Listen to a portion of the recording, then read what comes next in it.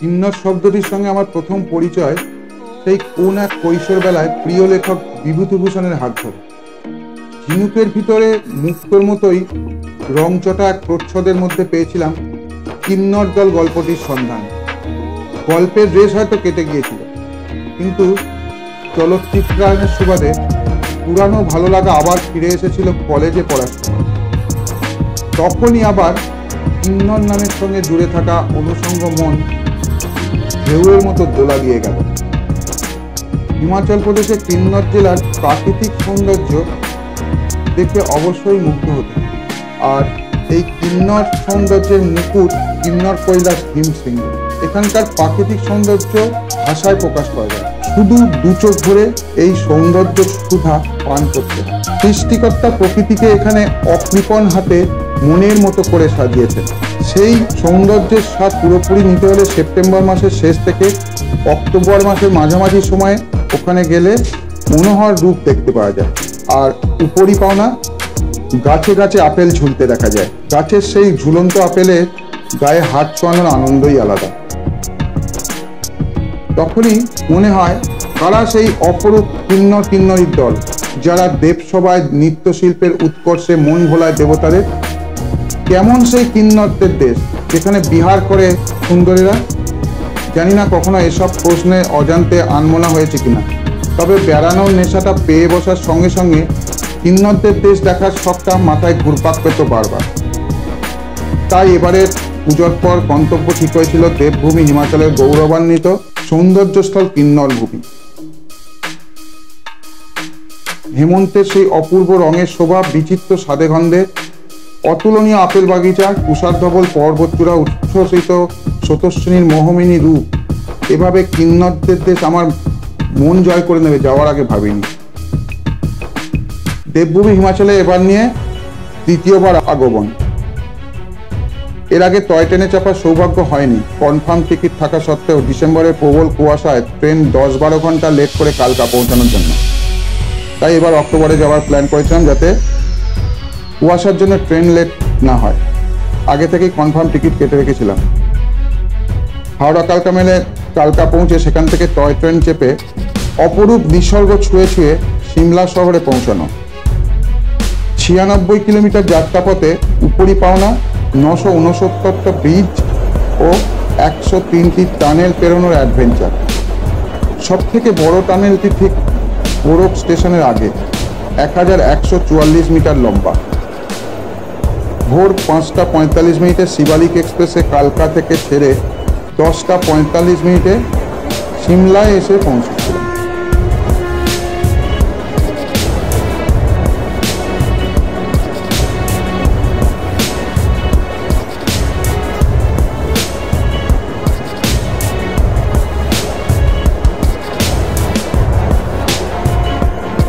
অক্টোবরের মাঝামাঝি সময়, বলা যায় সেপ্টেম্বরের শেষ থেকে অক্টোবরের মাঝামাঝি সময়ের মধ্যে যাওয়াই ভালো, কারণ এই সময় প্রকৃতি রঙের রূপে আরো মনোহর হয়ে ওঠে। আর উপরি পাওনা হিসেবে গাছে গাছে আপেল ঝুলতে দেখা যায়। গাছের ডালে সেই ঝুলন্ত আপেলের গায়ে হাত ছোঁয়ানোর আনন্দই আলাদা।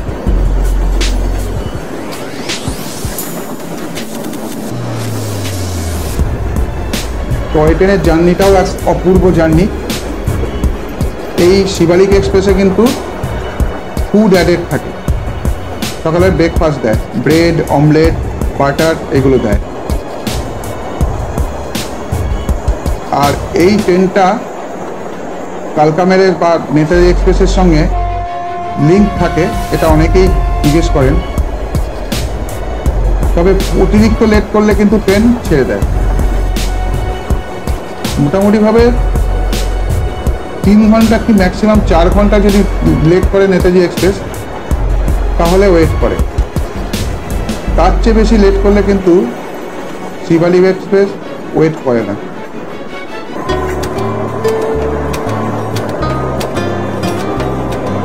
আমার এক বন্ধু 7:30টার সময় কালকা পৌঁছেও শিবালিক পেয়েছিল, এটা আমি তার কাছে শুনেছি।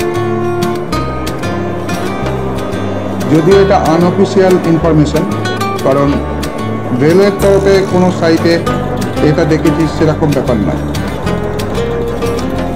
আমাদের গাড়ি আগে থেকেই বুক করেছিল। সিমলায় এসে পৌঁছেছি। সিমলা মেন টাউন থেকে একটু দূরে একটা হোমস্টে বুক করেছিলাম। একদম নিরিবিলি জায়গা, সুন্দর জায়গা। এই হলো হোমস্টে, হর্সটিহুড হোমস্টে। এখানে আপনারা কন্ট্যাক্ট নাম্বার পেয়ে যাবেন।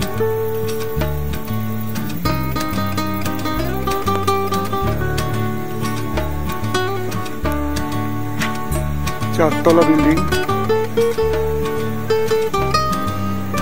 সুন্দর লোকেশন। আপনাদের আমি রুমটা দেখাচ্ছি। এন্ট্রান্স থেকে শুরু করে, এটা এন্ট্রান্স একদম রাস্তার ওপরেই, একটু ভেতরে, কিন্তু একটু নিরিবিলি পরিবেশের জন্য এইটা বুক করেছিলাম আমি। ইচ্ছা করেই ম্যাল থেকে 4 কিলোমিটার দূরে দুধলিগামে হোমস্টে বুক করেছিলাম, একটু নিরিবিলিতে থাকবো বলে।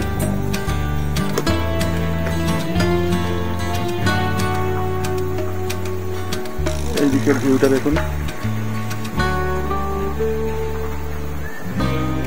বেশ পরিষ্কার পরিচ্ছন্ন হোমস্টে। রুম,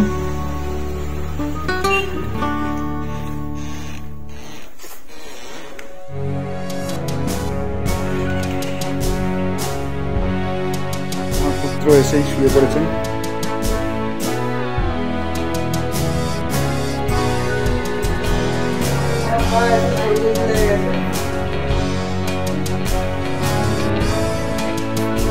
বড় সড়ো রুম, হাতে গাড়ি ছিল বলে আমাদের কোনো অসুবিধা হয়নি যাতায়াতে।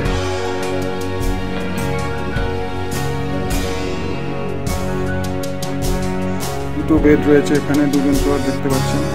এখানে একটা সিঙ্গেল শোয়ার রয়েছে। বাথরুমটা মোটামুটি বড় সাইজের, গিজার রয়েছে। এখনো পর্যন্ত যা দেখতে পাচ্ছি সবই সুন্দর। একটা যে হোস্ট আছে গৌরব, তার ব্যবহারও খুব সুন্দর। লাঞ্চের পর হোমস্টের ছাদে এক পোস্ত রোদ পোয়ানোর পর বেরিয়ে পড়লাম সিমলা ম্যালের উদ্দেশ্যে। সিমলা খুব সুন্দর করে সাজানো গোছানো।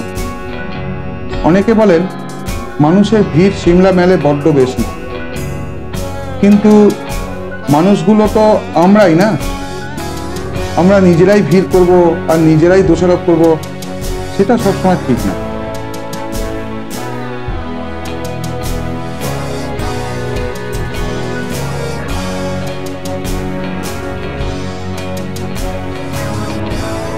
বেশ কিছুক্ষণ এদিক ওদিক উদ্দেশ্যহীনভাবে হাঁটাহাঁটি করলাম, ফটো তুললাম, কফি, সফটি ও বেশ কিছু খুচরো খাবার খেয়ে সময় কাটালাম।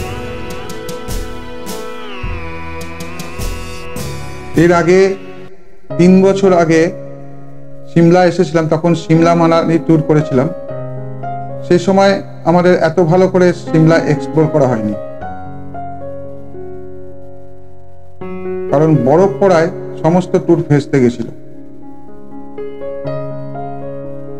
কিছুক্ষণ পর আমরা হোমস্টের রাস্তা ধরলাম। বর্মাজি গাড়ি নিয়ে অকল্যান্ড ট্যালেনের কাছে আমাদের জন্য অপেক্ষা করছিলেন। আর সিমলাতে আমার অনেক প্রিয় জায়গার মধ্যে প্রথমেই থাকবে সিমলা কালীবাড়ি। যখনই সিমলায় গেছি কালীবাড়িতে অনেকক্ষণ সময় থাকার চেষ্টা করি। ওখানে গেলেই মনটা যেন শান্ত ও নিশ্চিন্ত হয়ে যায়। মা কালীর মূর্তির ডান দিকে মঙ্গলচণ্ডী আর বামে শ্যামলা দেবী। শ্যামলা দেবীর নাম থেকেই সিমলার নামকরণ হয়েছে। পরের দিন বেলা 10:30টার সময় কালীবাড়ি পৌঁছে গেলাম। গিয়ে প্রথমেই লাঞ্চ বুক করলাম। একমাত্র এখানেই সস্তায় ভাত, ডাল, সবজি, মাছ, ডিম পাওয়া যায়। তারপর ঘন্টা দুয়েক কালীবাড়িতে মায়ের সামনে বসে থাকার পর লাঞ্চ করে আবার মেলে গেলাম। সারাদিন মেলে কাটিয়ে সন্ধ্যা নাগাদ ফিরলাম। পরের দিন অর্থাৎ আজ আমাদের গন্তব্য সারাহান।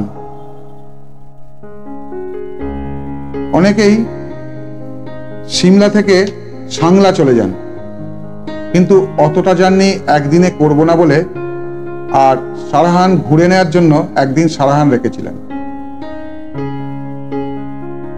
সিমলা থেকে সারাহানের দূরত্ব 170 কিলোমিটার।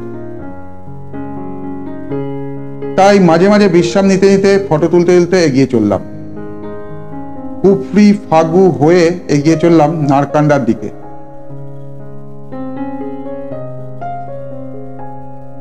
সিমলা থেকে নারকান্ডা হয়ে রাস্তা ভাগ হয়ে গেছে, সোজাটা চলে গেছে হাতু পিকের দিকে।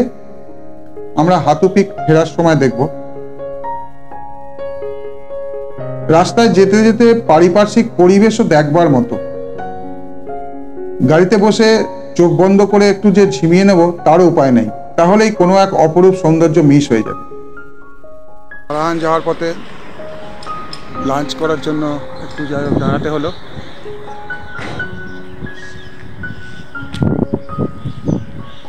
এখন टाइम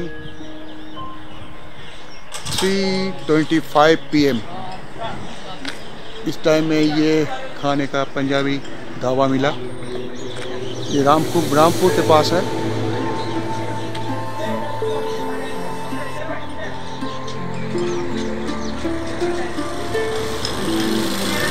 यहाँ लंच करके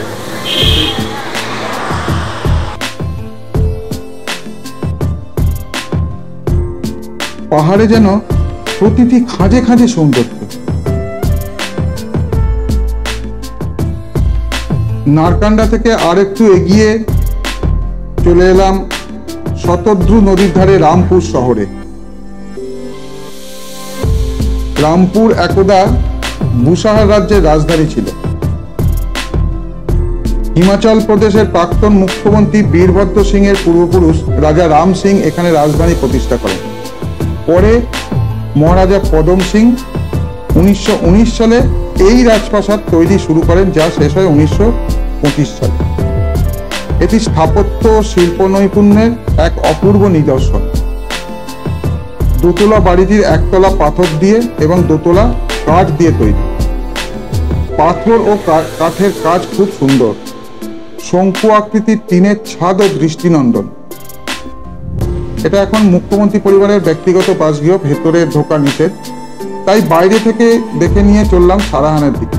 আমাদের এই যাত্রাপথে পানচঞ্চলা শতদ্রু নদীকে অনেকটা পথ আমরা সঙ্গী হিসেবে পেয়েছি।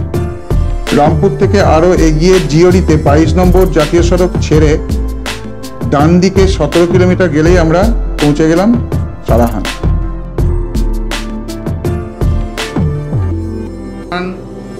द हेरिटेज सहारान, ये होम स्टे है। शाम हो गया है, পৌঁছতে রাত্রি সন্ধে হয়ে বেরিয়ে রাত্রি হতে চললো। এই আমাদের হোমস্টে, এই রুম।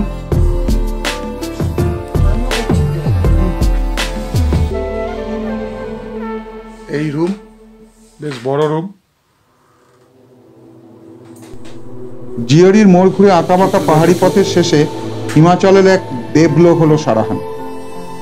হিমাচল প্রদেশের শতদ্রু উপত্যকায় অবস্থিত সবুজে ঘেরা এক উন্নত গ্রাম এই সারাহান। পাহাড়ের খাঁজে খাঁজে ছোট ছোট গ্রাম আর বাক্স বাড়ি।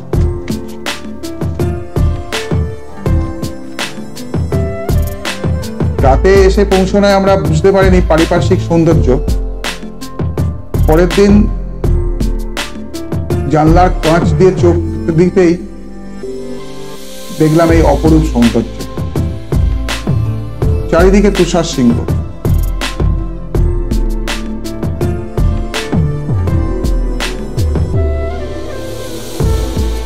সারাহানে আমরা দি হেরিটেজ সারাহান নামে একটা হোমস্টে বুক করে গিয়েছিলাম। খুব সুন্দর লোকেশন, আর রুমও তো দেখলেন অসাধারণ।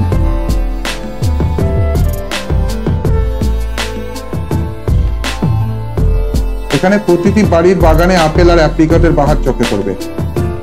শীতে সারাহান মুড়ে থাকে বরফের চাদরে, আর অন্য সময় নীল আকাশের নিচে এই রকম মায়াবী দৃশ্য।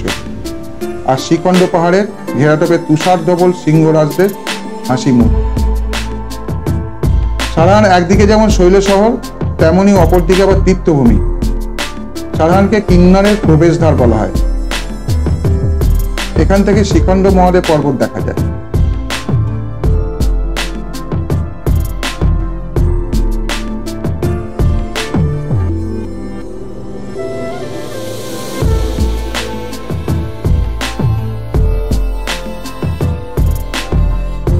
চারিদিকে শুধু তুষারাবৃত সিংহ, যেদিকেই চোখ দিই।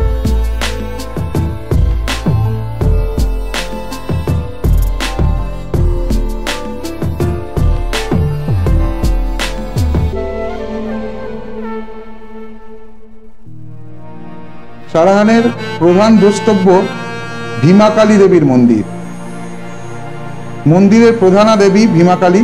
মিথ বলছে সতীর ডান কান পড়েছিল সারাহানে এই পবিত্র মন্দিরে।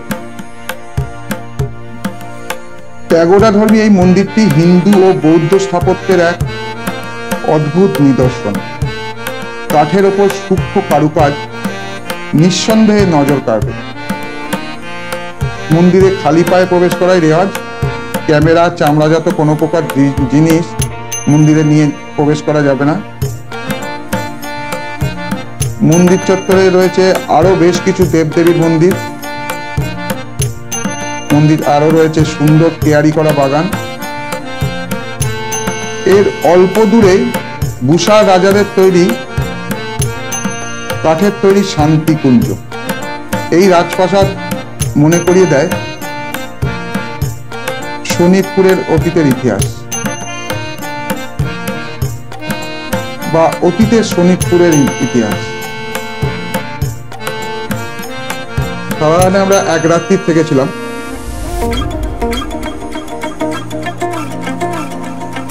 সারাহান থেকে আমরা সোজা কলপার দিকে চলে যাব।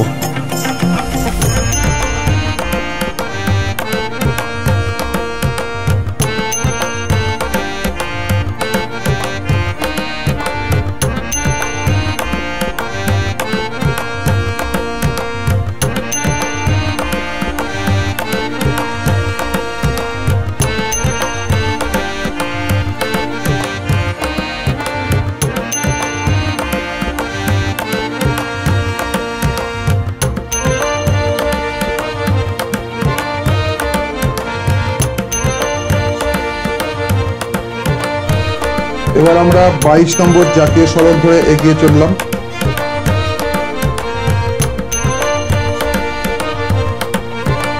এই সেই কিন্নরের বিখ্যাত রাস্তা এবার শুরু হলো।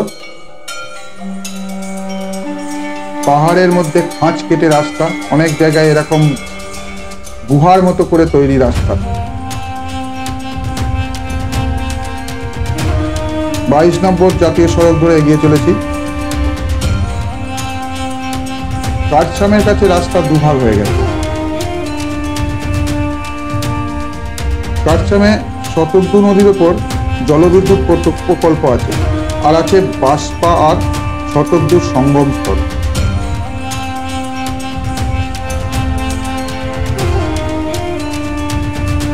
কাঠছাম থেকে ডান দিকে পুরনো ইন্দো তিব্বতীয় বাণিজ্য পথ ধরে 17 কিলোমিটার গেলে পৌঁছে যাব সাংলা। কিন্তু আমাদের আজকের গন্তব্য কল্পা। কল্পা দেখে ফেরার দিন আমরা সাংলা যাব। সাংলা থেকে নারকান্ডা ফিরতে হবে, যার দূরত্ব কল্পা থেকে নারকান্ডার দূরত্বের তুলনায় কিছুটা কম। তাই এই সিদ্ধান্ত। তাই কাঠছাম থেকে 22 নম্বর জাতীয় সড়ক ধরেই এগিয়ে চললাম রাস্তার অপূর্ব সৌন্দর্য দেখতে দেখতে। পাথরের খাঁজের মধ্যে দিয়ে রাস্তা, অনেক সিনেমা ও তথ্যচিত্রে দেখেছি। আজ এখানে এসে চাক্ষুষ করলাম। শুধু বাঁ দিকটা ফাঁকা ও খাড়াই খাদ, ডান দিকে ও ওপরে পাথর আর নিচে রাস্তা। তার মানে বাঁ দিকটা ফাঁকা না থাকলেই সুড়ঙ্গ হয়ে যেত। ভিডিও তো করছি, কিন্তু আমার চোখ ক্যামেরা স্ক্রিনে নেই, রয়েছে সামনে রাস্তার দিকে। সত্যি বলুন তো, ফটো বা ভিডিওতে যতই দেখি, নিজের চোখে না দেখলে সার্থক হয় এগুলো?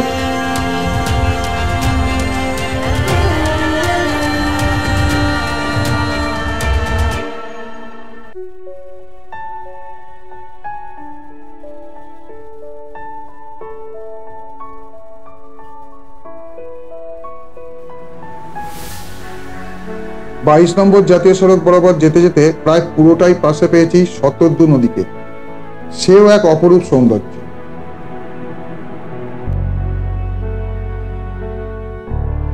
সমতলের মানুষ বলেই হয়তো একই ধরনের নানান পাহাড়ি নদী দেখেও আদিক্ষেতা দূর হয় না। এক্ষেত্রে শতদ্রুও তাই স্বভাবসিদ্ধভাবেই আমাদের মন জয় করে নিল অক্লেশে।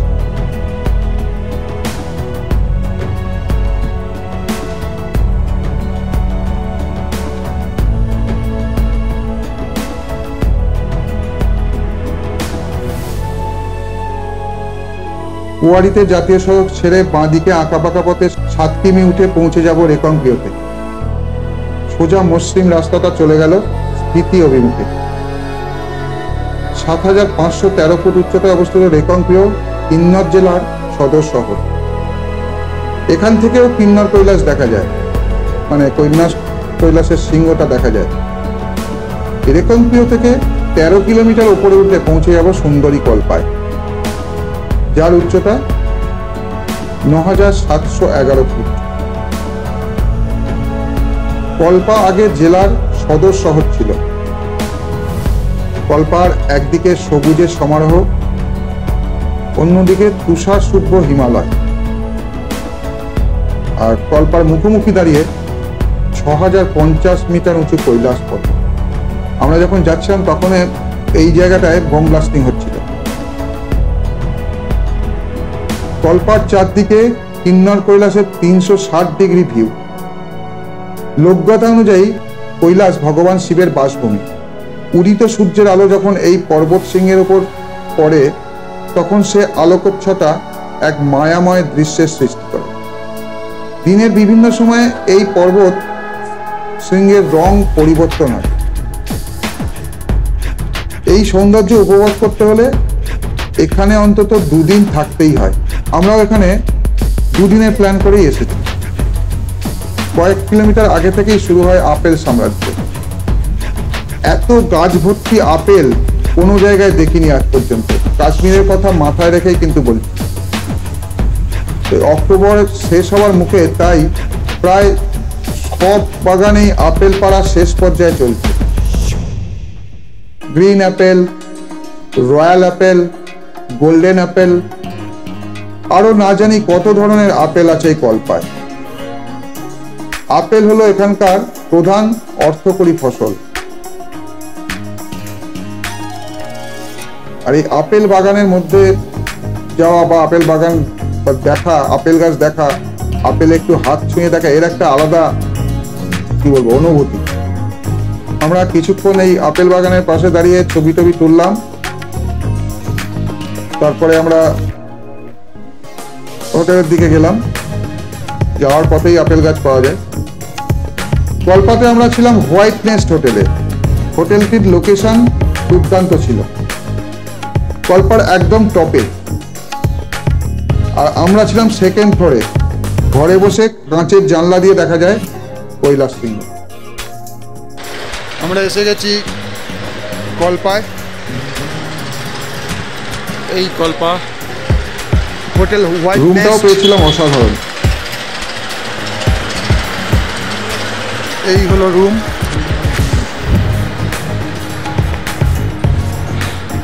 এই রুম 4 বেডের রুম নিয়েছি।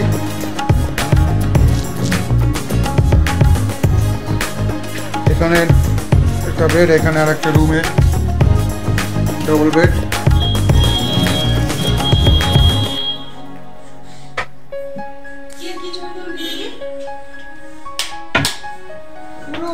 এখানে কাবার্ড আছে।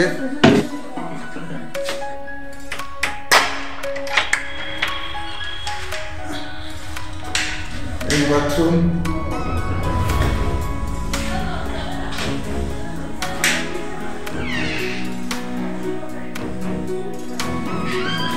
ঠান্ডা ভালোই। সন্ধ্যার পর থেকে বুঝলাম ঠান্ডা কাকে বলে। হোটেলের ঘরে বসেই বুঝতে পারছিলাম কি মারাত্মক ঠান্ডা।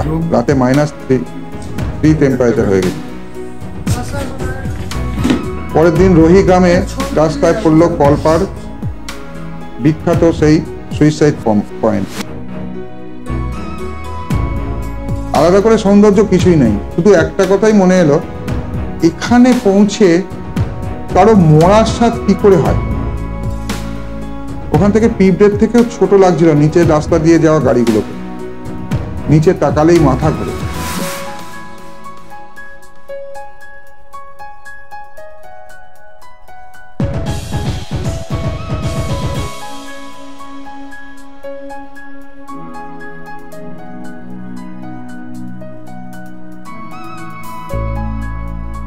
কল্পার সাইট সিন যেটা আছে সেটা এমন কিছু নয়, কিন্তু কল্পা গিয়ে বসে থাকাটাই মেন, বসে শুধু কৈলাস কিন্নরের যে রেঞ্জ তার সৌন্দর্য দেখে যাও।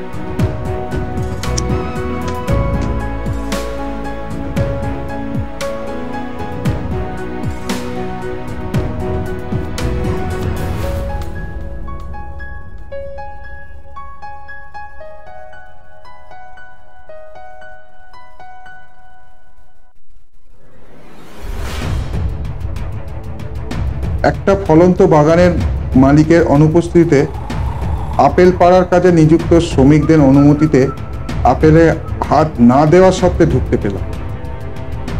না ছিললেও হাত না দেওয়ার প্রতিশ্রুতি রাখতে পারলাম না মানব গুণে। কেমন যেন পাগল পাগল লাগছিল ওই আপেল রাজত্ব। শুনলাম সামান্য পারিশ্রমিকের বিনিময়ে ওদের সারাদিন আপেল পাড়ার বৃত্তান্ত। ওরা মালিকের চোখ রাঙানোর ভয় উপেক্ষা করে আমাদের অল্প সময়ের জন্য বাগানে প্রবেশের অনুমতি দেয় আমরা পেয়েছিলাম যেন হাতে স্বর্গ। কৃতজ্ঞতা প্রকাশে তাই 200 টাকা হাতে দিতে গেলে তারা কিছুতেই নিতে চায়নি প্রথমে। পরে জোড়াজুড়ি করাতে টাকাটা নিলেও মাথা পিছু 4-5টা করে লাল আর সবুজ আপেল দিয়েছিল। আর সেই আপেলের আলাদা টেস্ট, মানে এত রসালো আপেল আপনি এখানে পাবেন না। কিন্নরের আপেল বলে এখানেও হয়তো আসে, কিন্তু এখানে মানে ওই টেস্টই পায় না। বিশেষ করে গ্রিন অ্যাপেল, ঠিক কি মিষ্টি, কি অপূর্ব খেতে, সে বলে বোঝানো যাবে। হিসেব করে দেখা গেল 200 টাকার বেশি ওরা ফেরত দিয়েছে আমাদের। আপেল বাগিচায় দাঁড়িয়ে গাছের সদ্য ছেঁড়া নদর আপেল যে খেয়েছে সেই জানে তার কি স্বাদ।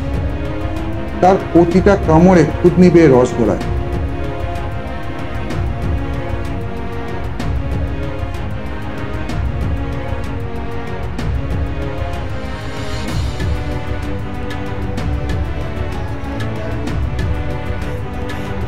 লাঞ্চের পর আমরা গিয়েছিলাম চিনি গ্রামে। এখানে একটা মনেস্ট্রি আছে, আর ওখানে অনেক বাঙালি হোটেল আছে, বাঙালি খাবার পাওয়া যায়, বাঙালি নাম লেখা, সব বাংলায় নাম লেখা হোটেল, এবং সেগুলো তুলনামূলক অনেক সস্তা। আমাদের যেমন হোটেলটা পার ডে 2000 টাকা নিয়েছিল। ওখানে আমি যদিও নিজে ঢুকে কোনো রেট করিনি, তবু হোটেলের ক্যাটাগরি দেখে মনে হচ্ছে একদম ঘরোয়া হোটেল এবং তুলনামূলক অনেক সস্তা। চিনিগ্রামে একটা মনেস্ট্রি আছে, আর দেখলাম ওখানে একটা প্রাইমারি স্কুল আছে। ছুটির পর বাচ্চারা খেলা করছে, বেশ ভালো লাগছিল। আর দেখে ভাবছিলাম যে আর কদিন পরেই বরফে ঢেকে যাবে গোটা কল্পা। সেই সময় এখানকার মানুষের জীবনযাত্রা যে কতটা কঠিন তা ভাবতেই মানে কিরকম হয়ে যাচ্ছিলাম, আমরা ভাবতেই পারবো না। এই কিন্নর কৈলাস পর্বতমালায় দেখা যায় শিবলিঙ্গ আকৃতির 80 ফুট উঁচু একটি শিলাখণ্ড, যেটাকে স্থানীয়রা শিবজ্ঞানে পুজো করে। এটা ওই আপার কল্পা থেকে খালি চোখেই দেখা যায়, তবে অবস্থানটা বুঝতে হবে। যারা এই কৈলাস শৃঙ্গ ট্রেকিংয়ে যান তারা সবাই এই শিবলিঙ্গ দর্শন করেন।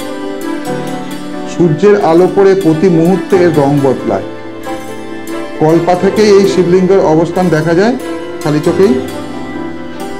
এটা মানে আপনাকে যদি বুঝিয়ে দেওয়া যায়, ওই যে দেখা যাচ্ছে, এখানে ভিডিওতে কিছুটা দেখতে পাবেন, ওই যে দেখা যাচ্ছে ওই জায়গাটা হচ্ছে আপনার শিবলিঙ্গটা, তাহলে তবেই বুঝতে হবে, নিচে থেকে বোঝা খুব মুশকিল।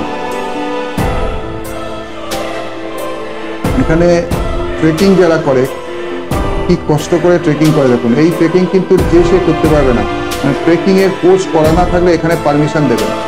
এই যে উঁচু একটা শিলাখণ্ড দেখতে পাচ্ছেন, এটাই হচ্ছে কৈলাস কিংবা শৃঙ্গ। এটাই দেখা যায় মানে আপার কল্পা থেকে, যেটা কিছু আগে একটা মার্ক করে, গোল মার্ক করে দেখানো হয়েছে ভিডিও।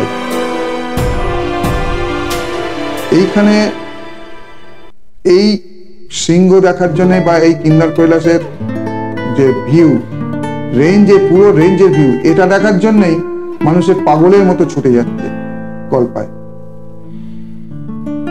এই শিলাখণ্ডটি হলো সেই কৈলাসের শিবলিঙ্গ জ্ঞানে যাকে পুজো করা হয়, এই শিলাখণ্ডটি। এবার আপনার কিছুক্ষণ আমরা বিকেলের দিকে ওই হোয়াইট নেস্ট হোটেলের ছাদে উঠে প্রাকৃতিক সৌন্দর্য মানে যা অনুভব করার করে নিলাম। পরের দিনই আমরা ফিরবো, আমরা যাব সাংলা। তবে একটা কথা বলি, আমরা সাংলা গিয়েই চলে যাব ওখান থেকে চিটকুল, মানে কালকে সাংলা পৌঁছে সকাল সকাল হোটেলে চেক ইন করে চিটকুল চলে যাব। চিটকুল ঘুরে আবার চলে আসবো সাংলায়, নাইট স্টে করে পরের দিন আমরা নেমে আসবো। কিন্তু আমি বলবো ওই জায়গাটা 2 দিন রাখবেন।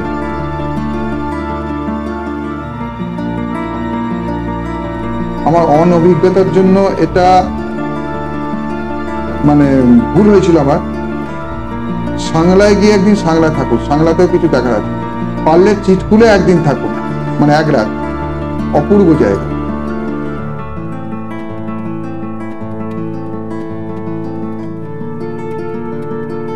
আমরা কল্পায় 2 রাত কাটালাম। তারপরে আমরা এগিয়ে চললাম সাংলার পথে। সাংলাতে আমাদের একদিনই ছিল। সকাল সকাল বেরিয়ে পড়লাম। সাংলা পৌঁছে আমাদের যেতে হবে চিটকুল, যেটা বললাম।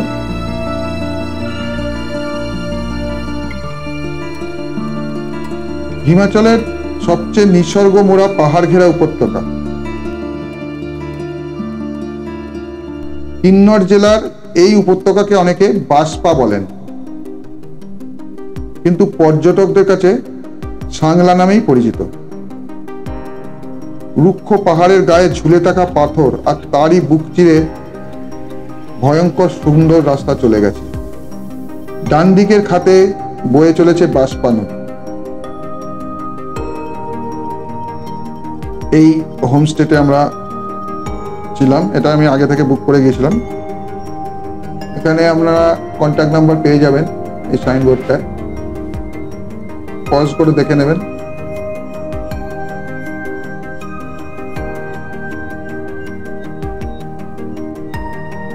রুমও ভালোই ছিল।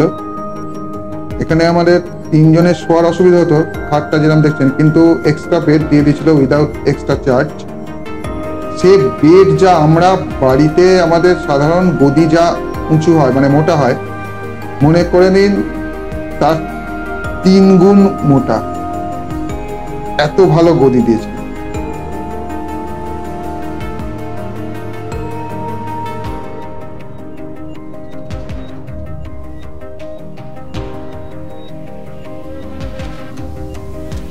তারপরে আমরা চললাম চিটকুলের দিকে। নীল আকাশের নিচে তুষার শুভ্র পাহাড়ের কোলে বসানো সাংলা উপত্যকার বিস্তার। সারাদিন বরফ মোড়া সিংহে অবিরাম রং বদনের খেলা চলে। 8700 ফুট উচ্চতায় সাংলা শীতে বরফের চাদরে মুড়ে থাকে। গ্রামের প্রতিটি বাড়ির বাগানে লাল আপেল আর গোল্ডেন আপেলের বাহার। বাষ্পা নদী এই উপত্যকার উপর দিয়ে প্রবাহিত হওয়ায় এখানকার মাটি খুবই উর্বর।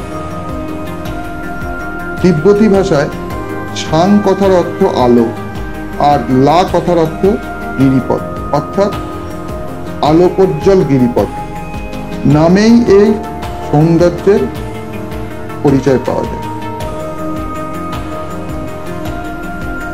সাংলার এই পাহাড়ি প্রকৃতি প্রধান দ্রষ্টব্য। তুষারে ঢাকা পাহাড়ের চূড়া আর সবুজ উপত্যকার মাঝে সাংলা হলো প্রকৃতির এক অপূর্ব সৃষ্টি। পাহাড়ের ঢালে সবুজের মাঝে ছবির মতো সুন্দর সুন্দর ঘরবাড়ি, মাঝে মাঝে পাহাড় কেটে ধাপ চাষ হচ্ছে, আর উপরে নীল আকাশের মাঝে তুষার শৃঙ্গ। প্রকৃতির এই রূপ দেখে অবশ্যই মোহিত হতে হয়। এরপর আমরা চিটকুলে পৌঁছে বাগরোহিত হয়ে গেলাম। চিটকুলের রাস্তাটা একটু দুর্গম। কিন্নর জেলার সাংলা উপত্যকার একটি গ্রাম হলো এই চিটকুল। এটা ভারত তিব্বত সীমান্তে ভারতের শেষ গ্রাম। এই গ্রাম থেকে তিব্বত খুব বেশি দূরে না। সাংলার পর এর দূরত্ব 25 কিলোমিটার। শীতকালে এই রাস্তা বা এই পুরো জায়গাটাই অধিকাংশই পুরোপুরি বরফে ঢেকে যায়, মোটা বরফে ঢেকে যায়। তখন অধিকাংশ মানুষ নিচে নেমে আসে। সাংলা থেকে চিটকুল যাওয়ার রাস্তাটা খুবই সংকীর্ণ আর দুর্গম। উল্টো দিক থেকে কোনো গাড়ি এলে তাকে রাস্তা দেওয়ার জন্য রাস্তা থেকে পাশে সরে দাঁড়াতে হয়। তবে পাহাড়ি পথের সৌন্দর্য সেই দুর্গমতাকে ঢেকে দেয়। আমরা যে হোমস্টেতে ছিলাম সাংলাতে, এটা এক মিলিটারি অফিসারের বাড়ি। আতিথেয়তার তুলনা হয় না। বাড়িতে আছেন শুধুমাত্র তার স্ত্রী আর মেয়ে। ছেলে দিল্লিতে পড়াশোনা করছে। তো ভদ্রমহিলা মানে হোটেলের মালকিন একা হাতে সবকিছু সামলেছেন। 4 তলা বাড়ির পুরোটাই নিজে মেনটেন করেন। আমাদের রাতের ডিনারও উনি নিজেই তৈরি করে দিলেন। তো কিন্নরের মহিলারা যে কি ধরনের কর্মঠ তার সম্বন্ধে কিছুটা ধারণা হল। হিমাচল প্রদেশের সম্ভবত আনএক্সপ্লোরড এরিয়া হলো এই কিন্নর। যদি এখন অনেকেই এদিকে আসছেন, 4-5 বছর আগে অবধি এটা যথেষ্ট আনএক্সপ্লোরড ছিল। আর চিটকুলে পৌঁছে প্রাকৃতিক সৌন্দর্য দেখে বাকরোহিত হয়ে গেলাম। সামনে নীল আকাশের নিচে মাতাল করা তুষার শৃঙ্গ, আর তার ডান দিকে বয়ে চলেছে সুন্দরী বাষ্পা নদী।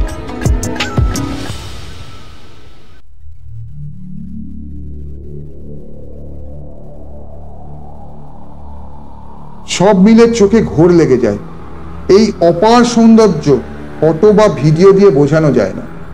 শুধু দু চোখ দিয়ে দেখে মনের মণিকোঠায় সারা জীবনের জন্য সঞ্চয় করে রাখতে হয়। আমাদের পৌঁছতে পৌঁছতে বেলা 1টা হয়ে গিয়েছিল। তাই আমরা ওখানে একটা বাঙালি হোটেলে ভাত, ডাল, আলু পোস্ত, অমলেট খেয়ে তারপর নদীর পাড়ে গিয়েছিলাম। নদীর পাড় পর্যন্ত পৌঁছে দেখতে পেলাম সেখানে একটা গভর্নমেন্ট হাই স্কুল।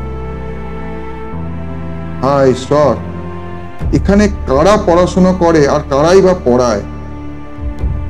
পড়াশোনা কি আদৌ করা সম্ভব এখানে? প্রকৃতির এই মুক্ত মঞ্চের রস আস্বাদনকারী সেই সৌভাগ্যবানদের প্রতি এক রাস হিংসা অনুভূত হলো মনের অগোচরে।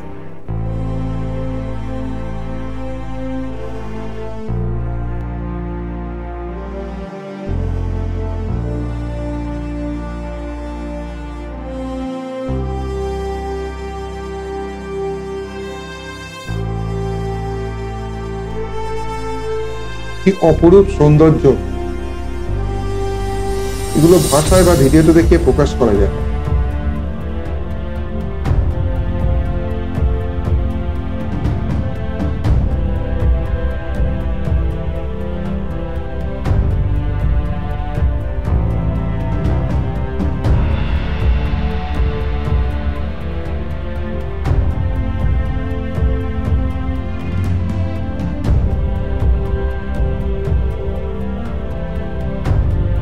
তবে গাড়ি কিন্তু এই নিচে অবধি নেমে যায়। আমাদের ড্রাইভার নিয়ে যায়নি, কিন্তু আমরা পরে দেখেছি কয়েকটা গাড়ি নিচে নেমেছিল। সেটা আপনারা গেলে ড্রাইভারের সঙ্গে কথা বলে নেবেন, যে নিচে গাড়ি তো যায়, কেন যাবেন না বলে নেবেন। একটু শখ হয়েছিল নদীর জলে পা ডোবানোর। পা ডোবাতেই নিমেষে অবশ হয়ে গেল, এমনকি পা আছে না নেই তাও বুঝতে পারছিলাম না। অনেকটা ইচ্ছা মতো সময় কাটালাম, যে যার মতো ছড়িয়ে ছিটিয়ে। উপলব্ধি করলাম প্রকৃতিকে পেতে চাইলে বাহুল্য ত্যাগ করতে হয়, মনের সংকীর্ণতা দূর করতে হয়। খুব কম জায়গাতে গিয়েই এরকম দর্শন উপচে ওঠে মনে। ওখান থেকে আসতেই চাইছিল না মন, কিন্তু ফিরতেই হবে, কারণ কাল আমাদের ফেরার জার্নি শুরু হবে।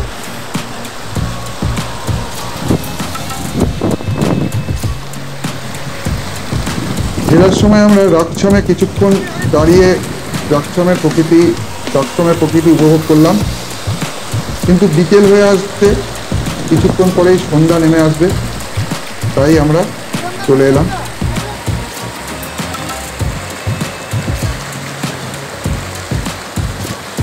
বুসার রাজাদের তৈরি প্রাচীন দুর্গ কামরূপ, এটা সাংলার ঠিক 2 কিলোমিটার উপরেই। এই জায়গাটি আপনারা দেখতে ভুলবেন না।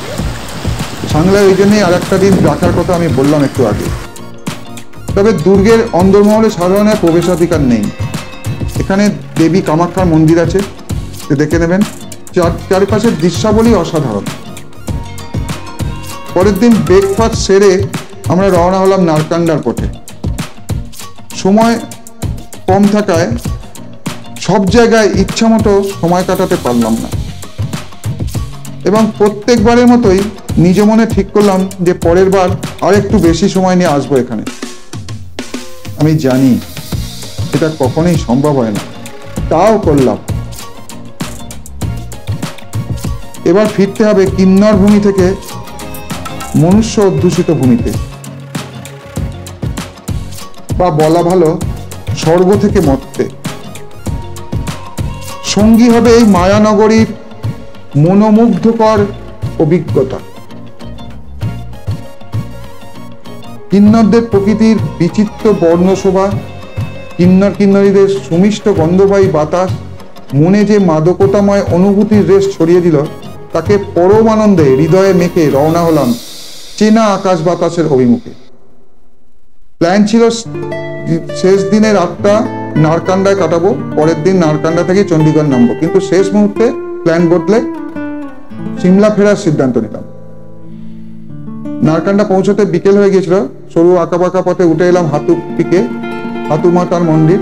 এখানে প্রচন্ড ঠান্ডা, তার উপর বিকেল হয়ে গেছে, প্রচন্ড হাওয়া চালাচ্ছিল, মানে এখানে টেকা যাচ্ছিল না। আর কিছুক্ষণের মধ্যেই অন্ধকার নেমে আসবে। যাই হোক, মন্দির দর্শন করে আমরা আবার সিমলার দিকে রওনা দিলাম।